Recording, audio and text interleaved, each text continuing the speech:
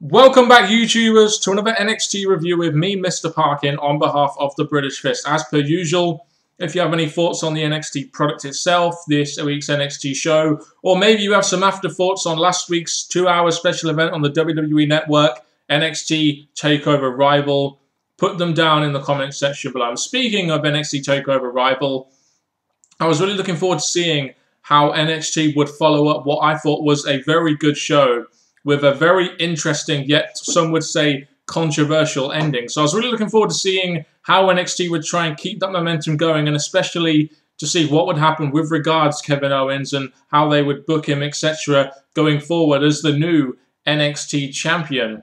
I thought this week's show was pretty good. It kept the momentum going for the NXT product, and we got some interesting stuff here with Kevin Owens as he faced Adrian Neville in the main event of the show, as per William Regal's announcement straight away into the show. Kevin Owens got featured quite a lot this week. He was in the opening segment and he was in the main event segment. I'll talk about the main event segment at the end of the video, but we opened up the show officially with Kevin Owens. A very split crowd here. Some of the crowd are chanting for Kevin Owens. Some of the crowd are chanting for Sami Zayn, which, you know, may to some casual viewers seem a little troubling, especially after what Kevin Owens does, or did, sorry, last week on NXT TakeOver Rival. But we've gone into a sort of period now where a lot of WWE fans don't necessarily like the good guy. A lot of WWE fans, or wrestling fans in general, they love to see an ass kicker. They love to see guys that will come in the ring and just kick some fucking ass, which is why Kevin Owens has had such a cult following from his days in ROH, and why I believe the cult following has followed him here in WWE NXT. Kevin Owens mentions that there should be no controversy over the way he won the title. He did exactly what he said he would do. And he tells Finn Balor to pick a date and he'll fucking be there. And the same thing will happen to him as did with Sami Zayn. So it was a very good opening promo. Very straightforward, very basic, very short, very to the point. Addressing the title win that happened last week on the special. And addressing the #1 contender going forward, which was determined on that special in Finn Balor. So I thought this was a very short, a very effective promo segment, which did what it needed to do, and we had Kevin Owens versus Adrian Neville announced for the main event, so we knew what we were looking forward to anyway. So Rhino made his return to WWE TV on NXT this week to kick Ty Dillinger's ass, and yeah, I have no interest in seeing Rhino on NXT TV, especially if he's going to be facing Finn Balor, the #1 contender, which they teased. I just have no interest in seeing Rhino in NXT, even if he is there to put over talent. I just don't want to see this guy. And to all you fans that criticised him in TNA for being another old ECW guy that Dixie Carter's brought in, another old face, another over 40+ guy, whatever. Don't try and kid yourself, this is fucking great. Oh, Rhino's back, yay, gore, gore, gore. No. NXT is about developing young talent. I understand he may be here to put over guys, etc., but why do we want to see Rhino in NXT? I just don't want to see it. I don't have any interest. So the Vaudevillains faced off against Team SAWFT Soft in Enzo Amore and Colin Cassidy, which kind of felt like an unofficial #1 contendership match, and that's kind of how it turned out, essentially. I think it's about time they change up Enzo Amore's and Colin Cassidy's promo a little bit at the start when they come out. I think it's very catchy. The crowd can go along with it, but let's change it up just a little bit every now and then. But I must admit, I did appreciate the mic work from Enzo Amore and Colin Cassidy. It at least gave this match a little bit of meaning, talking about how it's their turn to try and go after the tag team titles, etc. Made this feel like an unofficial #1 contenders match. And usually Enzo Amore and Colin Cassidy would lose in this situation. They've been jobbing out a bit lately against teams like the Vaudevillains, but they got the very quick win here, which is very good for me to see. I've been a massive fan of Enzo Amore and Colin Cassidy, and I've been waiting for them to be in the NXT Tag Team Championship picture for quite some time now. So I'm very pleased for these guys. I think this could be very entertaining. And I guess now they're the unofficial #1 contenders to Blake and Murphy, and they appeared on the Titantron. It looks like they're starting some kind of program between them two now, who kept their championship at NXT TakeOver Rival, and Team SAWFT Soft. I just love saying that. It looks like it's going to kind of revolve around Carmella a little bit. That's how they kind of started it today, and making fun of Enzo Amore. I thought it was kind of funny actually. But it's nice to see that right after they got that win against the Lucha Dragons, which would stem them out of the tag team title picture now, it's nice to see we've got some good early direction as to where we can go. And I think with Enzo Amore and Colin Cassidy in there and how entertaining their characters are, I really think you have an opportunity to really do some entertaining things with these two tag teams, which, let's face it, we haven't really seen that much of in NXT. You know, really, their tag team division isn't exactly the hottest tag team division going around. So we had a pissed off CJ Parker waltzing out to the ring, wanting to take over the NXT show, wanted to take the NXT hostage, basically. Wanted to take the show hostage, and I guess nothing says I want to be environmentally friendly like wasting plastic tarp on whatever he had there, you know, tarping up the ring on with caution signs, etc. Very environmentally friendly there, CJ Parker. So that was all fine and good. I was laughing. I was really kind of laughing the way he was doing it and what he was doing. And then we had the debut, as was teased at TakeOver rival, of Solomon Crowe. He came out dressed like what could only be described as an old school rocker and pretty much came out there and kicked the guy's ass. You know, I kind of thought that this would get a bit more of a pop than it did because I know a lot of fans have been looking forward to the debut of Solomon Crowe, etc. So I thought this would get a bit more of a reaction than it did, and in my opinion, I was a little bit underwhelmed by this debut. I mean, I think that it was a good debut, don't get me wrong, and he sort of debuted in a semi-strong way, but I felt they could have done a little bit more with the guy's gimmick, and, you know, they could have done it in a bit of a different way to make him stand out. It's just kind of generic guy run out of the crowd to kick some guy's ass who's pissing the crowd off kind of debut.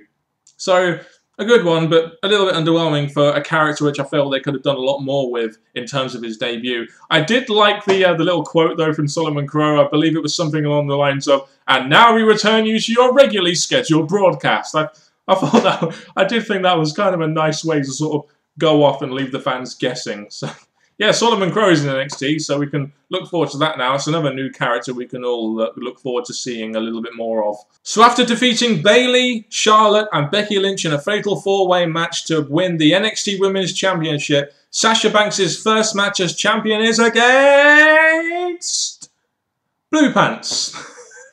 I must admit, the Blue Pants character is a very entertaining one right now. The way she comes out to the hummed version of the Price is Right song, I thought that's hilarious. And Blue Pants is really one of the most entertaining jobbers, you know, in the business right now, in my opinion. It's just whenever she's involved in a match, you know, it's just very entertaining. And while the spotlight really should have been on Sasha Banks because she won very convincingly and she beat Blue Pants very simply.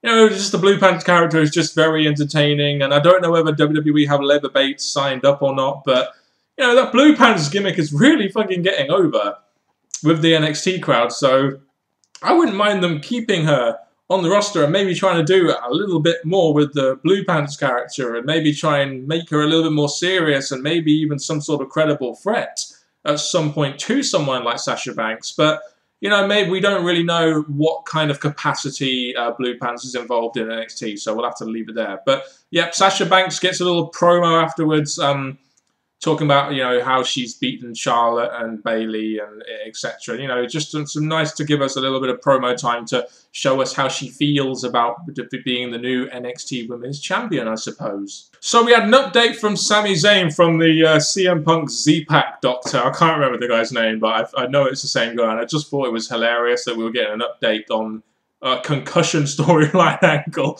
from the Z-Pack doctor, whatever his name is. And the news itself was just, it was more positive than I expected. After that match with Kevin Owens, I was expecting Sami Zayn to be in a bad way, but it seems like Sami Zayn is fine to go to Abu Dhabi and is doing well, etc. And he should be back at some point soon. I was just expecting something a little bit more negative, a little bit more something downbeat after what happened in that match and, you know, how long they really pandered on that moment, the concussion angle, etc.